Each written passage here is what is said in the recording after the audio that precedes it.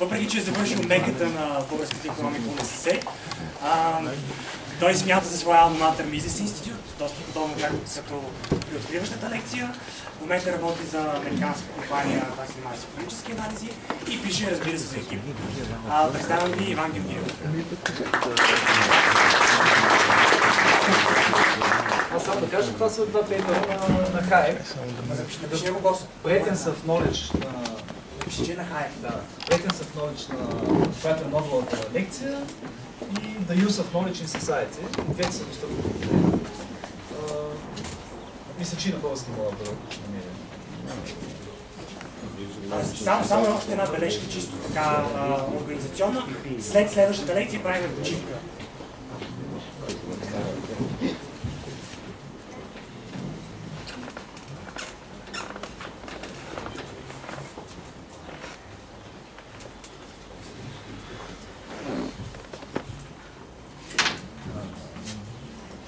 И моята гореща препоръка за всеки един, който не се е допирал до тази област, е The Mystery of Banking на Мари Ротбърд.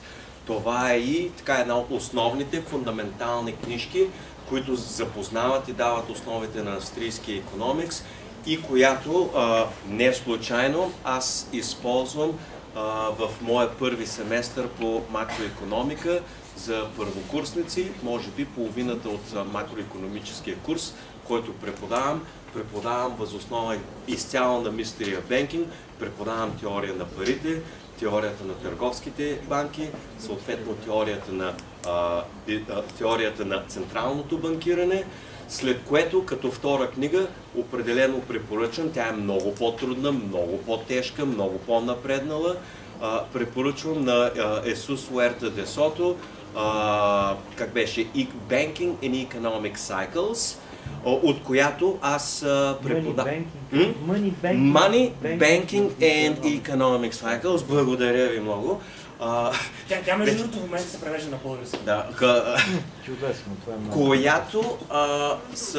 от която аз лично преподавам в моите по моите курсове по макроекономика, основно главата за бизнес циклите. Това са така двете от мене. Едното книжлен за съвсем начеващи, другата е вече за сериозни, големи, зрели, солидни икономисти, дори и преподаватели и професори. Това е книга, нали, на изключително високо, топ световно професионално ниво, може би най-добрата в областта в момента. И това са моите две кратки препоръки. Да ги запишем на дъската, за да може хората... Само да кажа няколко думи, че Хуерта де Сото е юрист и икономист. Значи да, той прави комплексен юридически и икономически анализ на материята, което придава нещо изключително на книгата. Добре, Иванен, имаш думата. Здравейте, моята тема е за държавното... Ако влиза на микрофон или по-силно да говориш от отзад това не да, аз ще говоря за държавното образование и по-конкретно за неговия провал, като конкретното име на моята лекция е трагедията на държавното образование. Като това, за което ще говоря, се базира на един текст, който бях написал, когато бях втори курс, т.е. преди 4 години. Тогава лятото бях на стаж в една банка и не след дълго се замислих, че всъщност голяма част от длъжностите в банката могат да се извършват от хора, които не е нужно да имат висше образование. Тоест могат да правят тези дейности, които извършват там с по-нисък етап. И се замислих, ако това, което съм наблюдавал е вярно, съответно съществува някаква голяма неефективност. Някакви хора отделят 5 или повече години от живота си, за да се обучават в университет или в колеж, предполагаемо, като това им помогне да станат по-добри, по-производителни, да се намерят по-добра работа. Това е едно от нещата, което ме провокира да напиша някакъв текст за държавното образование. И второто, съответно, на него етап от живота ми се замислих за моята собствена бъдеща интеграция в пазара на труда. Аз съм завършил макроекономика, тогава не се още учих. И се замислих дали в крайна сметка ще мога да се реализирам по специалността и ако успея да се реализирам, съответно при каква заплата, т.е. дали въобще се струва да правя това, което правя, дали да продължавам да го правя. крайна сметка това, което сега ще говоря, е малко по-ревизирана версия на текста от преди 3 години. И другата причина е, че според мен австрийска икономика наистина може да ни помогне да анализираме някакви съвременни проблеми. Примерно в България може да се приложи за образователната система, предполагам, че се съгласите, че има някакви проблеми там, в здравеопазването или в енергетиката и така нататък. Въобще във всеки един сектор, където има някаква значителна държавна намеса. Но аз ще се фокусирам върху образованието. И в крайна сметка няма да се позовавам на моя собствен опит, нито като студент или пък като преподавател, защото в момента също преподавам в Софийския университет. Ще използвам само принципите на австрийската школа. Като идеята ми е да демонстрирам защо държавата се проваля като доставчик на услугата образование и всъщност, че този неин провал е непоправим. Тоест, някакви предполагаеми реформи не могат да подобрят състоянието, да подобрят качеството на държавното образование. Като това мое твърдение се базира почти изцяло на една теория на Лудвиг фон Мизес, австрийски икономист, което е следното, че всъщност социалистическата икономика е невъзможна. След малко ще обясня защо това е така. Като там, нали, аз правя твърдение, че всъщност държавното образование също е невъзможно. Теорията, която, нали, твърди, че социалистическата икономика е невъзможна, казва, че социализмът не може да икономизира, не може да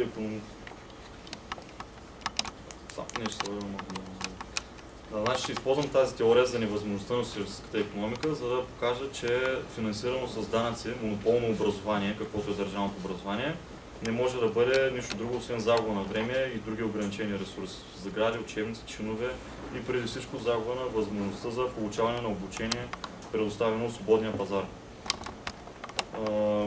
Защо социалистическата икономика е невъзможна? В една централно планирана икономика централен плановик решава какво да се произвежда, как да се произвежда, колко да се произвежда.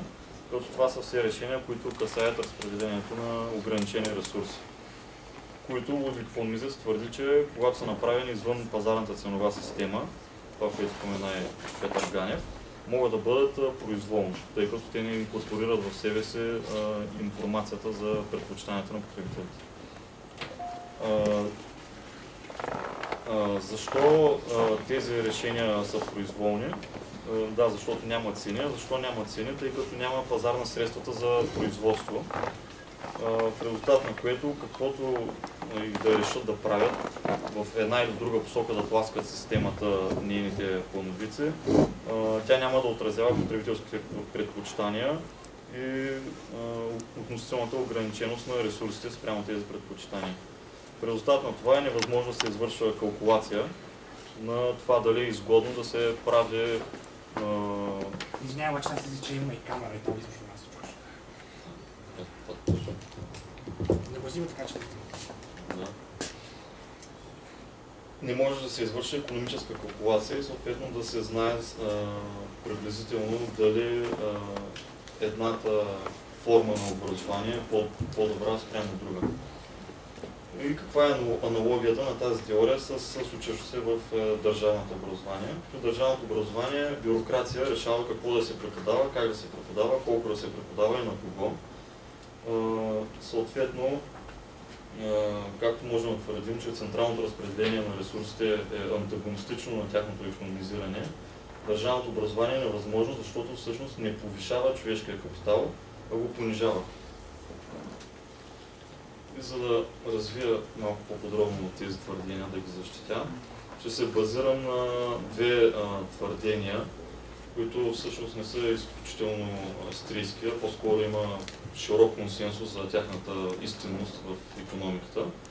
Първото е това за монопола, което гласи, че всеки монопол, разбиран в класическия смисъл като изключителна привилегия, предоставен на един производител да предлага дадена стока или услуга, е лош за потребителя.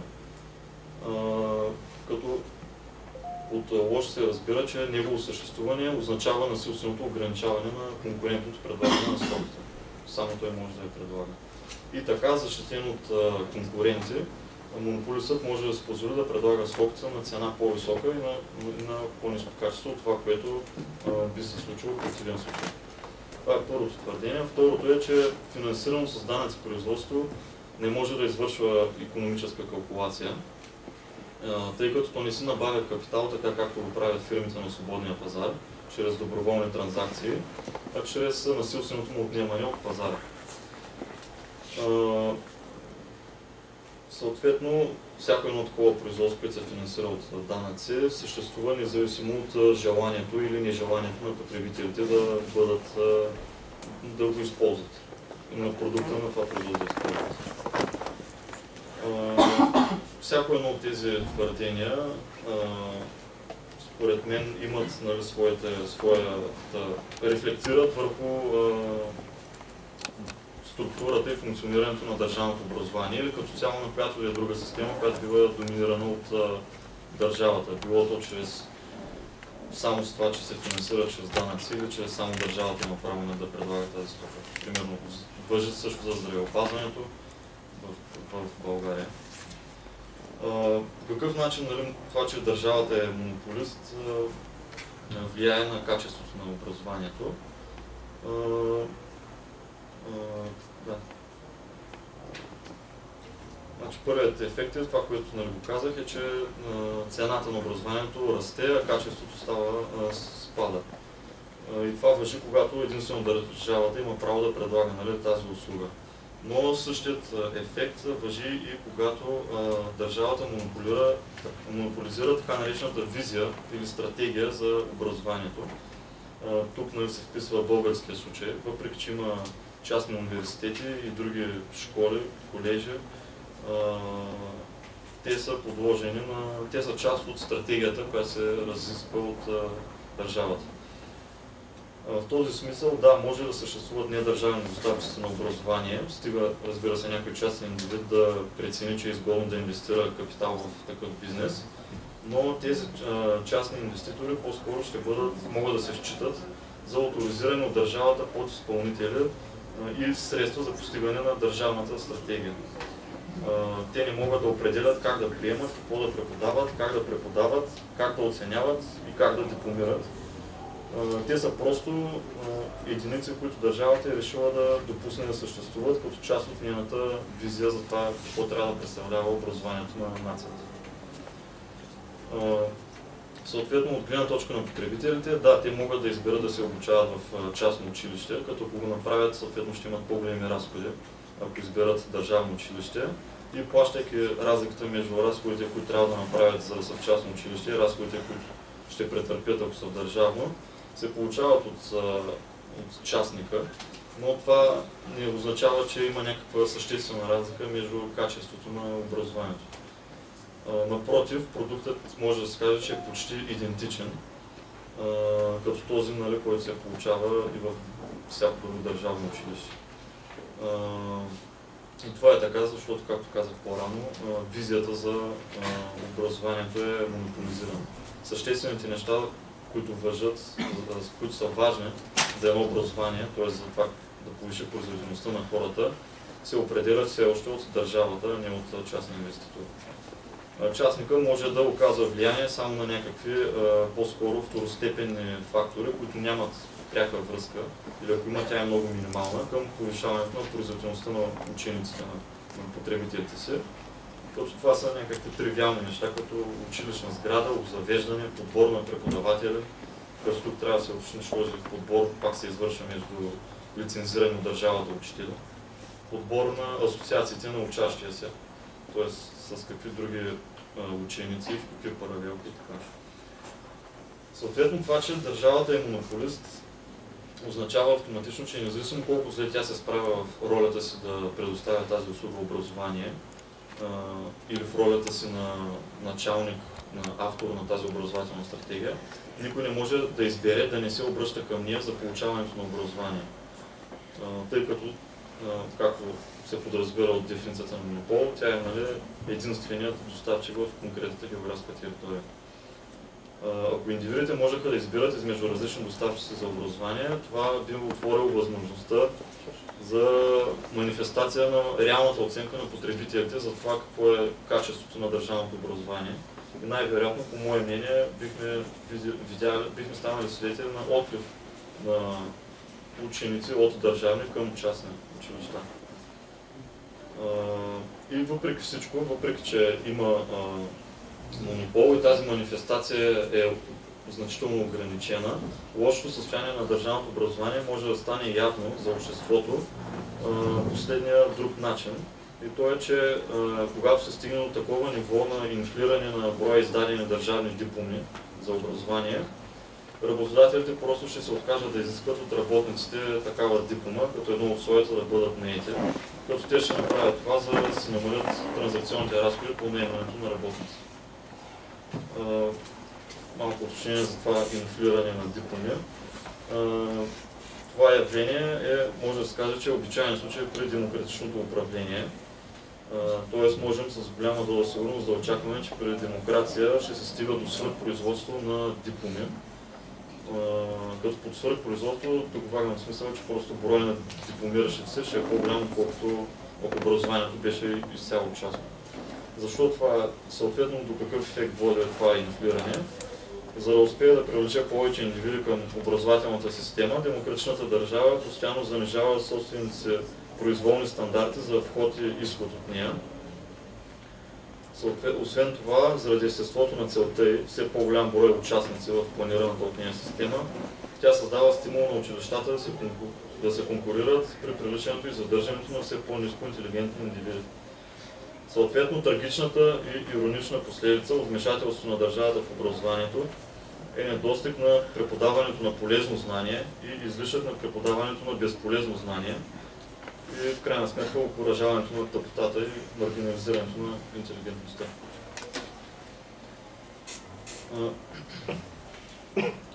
По отношение на твърдението за икономическата калкулация и това, че държавата не е възможно да извършва такава, първо ще уточня как седят нещата в една чисто пазарна среда. В пазара предприемачите определят линиите на производството, но в изпълнението на тази своя роля те са водени от потребителите, които съответно с решението дали да купят продукта или да не го купят. От това решение зависи дали ще съществува на конкретния бизнес образователен. Съответно в своето ежедневие един предприемач, който иска да се занимава който иска да има бизнес с образование, трябва да взема редица други решения от рода на съответно кой е най-подходящият технологичен метод, който да предлага образование, какво точно образование, т.е. какви знания да преподава, колко от тази стока да преподава и много други решения. Като ключовото тук е, че предприемачът може да взема тези решения по рационален начин, тъй като той използва ценовата информация, генерирана от пазара. Тя съответно го води да вземе това или това решение и ако вземе грешка, ако направи грешка, също му помага да разбере за това нещо, както Петър Ганев посочи по-рано.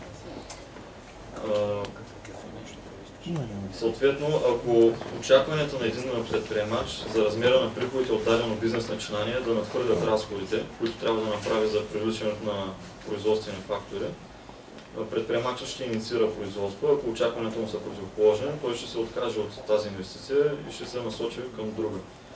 И веднъж започна да произвежда, той продължава да взема всеки ден решения, водейки се от цените. Съответно в своята дейност той постоянно се стреми да приспособи това свое производство, така че да пасва на непрекъснато променящата се пазарна информация, съответно предпочитанията на потребителите. И това, което му позволява да го прави, е ограничението печалба-загуба, т.е. как манифестират решението на потребителите дали да са му клиенти или не в счетоводния му баланс. Ако те са му клиенти и му закупуват продукта, ще на печалба, ако не ще е на загуба. Ако е на печалба, това означава, че потребителите одобряват това, което той прави и ще продължи да съществува и да се развива, а в противен случай просто ще фалира. В контраст с това, производството финансирано с данъци просто по дефиниция не е ефективно, тъй като то не икономизира ресурси, а точно обратното. Отнема ги насилствено от индивидите, за да ги използва за някакви политически цели. И дори може да се каже, че едно такова производство е бунт срещу потребителските предпочитания. Такова производство се започва не защото се очаква положителен икономически резултат от него, а защото политикът, който го подкрепя, очаква политическите ползи от съществуването му да надхвърлят политическите загуби. Съответно, политикът не се интересува от конкретният размер на разходите, които ще се реализират, за да просъществува това производство. Освен това не се интересува от приходите, тъй като продукта, който ще предоставя, всъщност е безплатен. Съответно, едно такова производство не може да прави съпоставка между получени приходи и направени разходи, така както един предприемач може. И съответно, това неговата дейност се извършва извън ограничението на печалбата и загубата. Сега в малко повече детайли за... 10 минути. Да.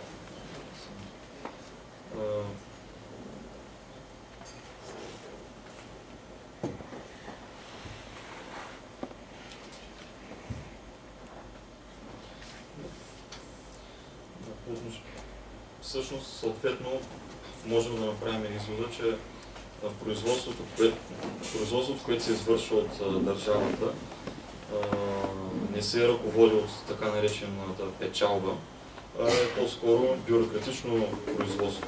И като бюрократично производство, то не отговаря на желанията на потребителите, не се съобразява с потребителите, а всъщност с самата бюрокрация в самата му структура и различни други властови групи, като политически партии, министри, синдикати и прочие. С това исках да направя контраст между така както биха се случили нещата в един истински свободен пазар, където няма монопол на държавата, и така както се случват всъщност в момента. Това са основните разлики и проблеми на държавното образование. Съответно, ако това, което до тук съм казал и съм извел като изводи, има някаква истинност в него, можем спокойно да очакваме, че тези проблеми, свързани с образованието, по някакъв начин ще се отразят и на пазара на труда.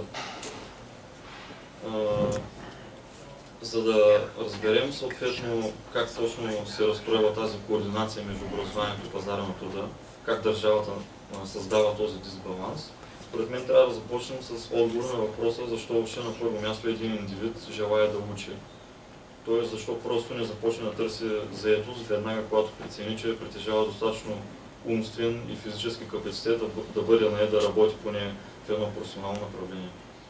Ами отговорът на този въпрос е много прост. Той решава да учи просто защото предполага, че знанията, които ще придобие учейки, ще му повишат производителността.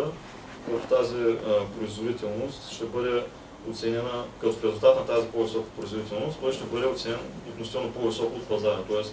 дохода му ще е по-висок, отколкото в противен случай.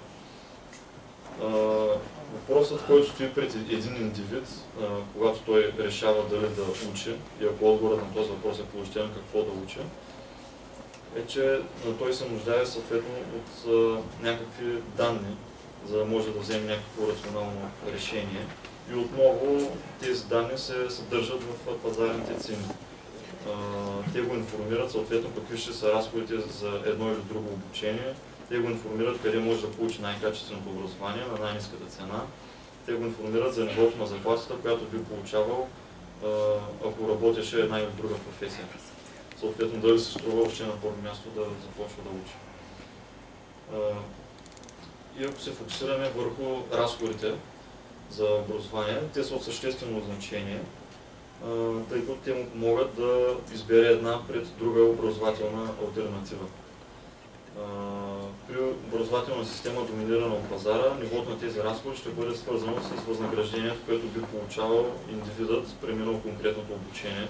Тоест ще има някаква връзка между студентските такси и заплатите, която ще получаваш, като завършиш. Съответно, обучение с по-високо ниво на разходите ще е такова, което предоставя знания и умения, които са по-високо оценени на пазара и обратно. Или ако трябва по друг начин да го кажем, структурата на относителните цени ще координира желанията и плановете на работодателите с тези хора, които се чудят дали да учат и ако да, какво точно да учат. Цените от гледна точка на предприемача, цените на факторите за производство и тези на стоката, която произвежда, ще сигнализират съответно самия предприемач дали да произвежда, му сигнализират дали да произвежда дадена стока, как да я произвежда, в какво количество, но освен това те му позволяват да рационализира какви длъжности да открива, какви да закрива, на кои да увеличава бройката и на кои да намалява, кого да наема и кого да не наема. Съответно, както цените са важни при вземането на решения от индивида дали да учи, те са важни и за предприемача и координацията между техните индивидуални планове се случва именно чрез ценовата система. Съответно в свободния пазар структурата на образователни услуги и техните цени ще бъде извлечена от тази на предлаганата заетост в различните професионални браншове и нивото на преобладаващата работна заплата в тях. Тоест, ще има ценова връзка между относителните цени на различните видове заетост и относителните цени на различните видове знания. Съответно, ако учиш право, какво е възнаграждението сред юристите преобладаващо, ако учиш медицина сред лекарите, ще има връзка. Няма, примерно, цената на правото да е еднаква с тази на шлосера или нещо. Тази връзка представлява информацията от работодателите до доставчиците на образование за това какви знания те ценят като производителни и колко индивида с такива знания са им необходими. Като тази информация ще се предава чрез потребителите, водени от собствения интерес да станат по-производителни. И така със своите решения за разпределяне на разходите за образование измежду алтернативни учебни заведения и знания, потребителите извършват върховното осъждане за това как трябва да изглежда структурата на образование. Тоест, в свободния пазар предлагането на знание ще се определя и контролира изцяло от избора на потребителите.